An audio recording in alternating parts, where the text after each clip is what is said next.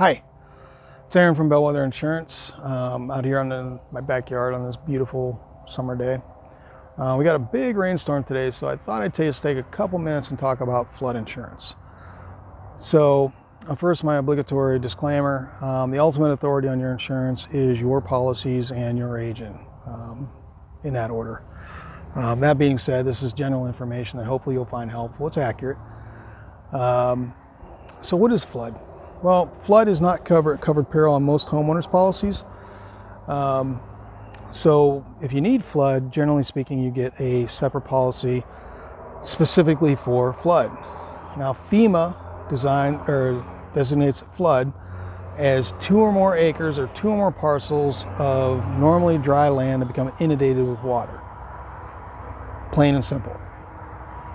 So obviously, if you live on a coast on a stilted house, well, first, congratulations, you won.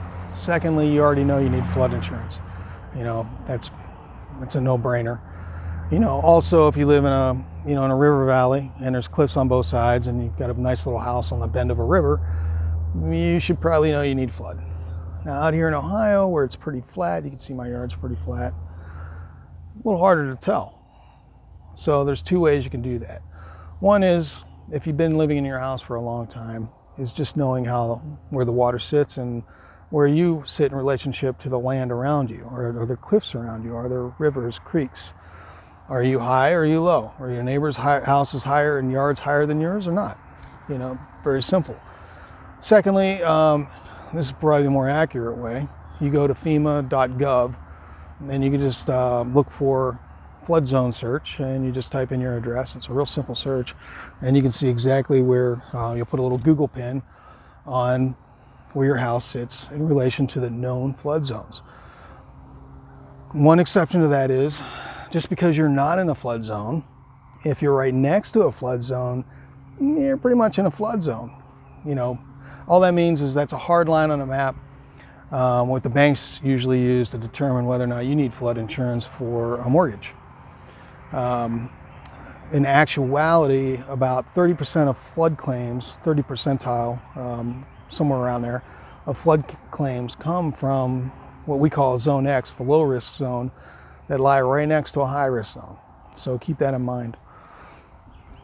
The only other thing I'll say about flood insurance in this video is everybody thinks it's horribly expensive. Not true. Not true at all. It can be. It just depends on who you are, where you are. Actually, not even so much who you are, just where you are, the characteristics of your home, and how bad of a flood area you're in.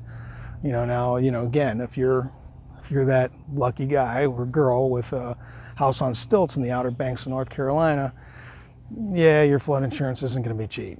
But you know what? You already won, so whatever.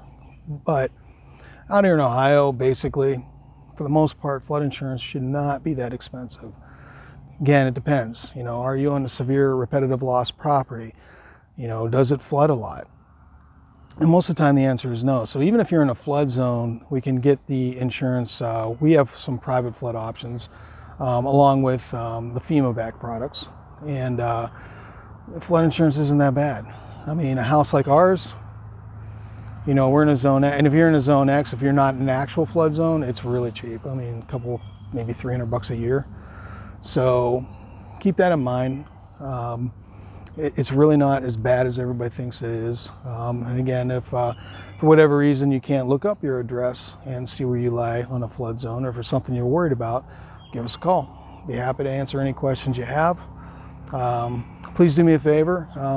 Click the subscribe button. I can use some followers. And I'll be posting more videos later. Right now I'm going to go grill some chicken. All right. You guys have a good night. Bye.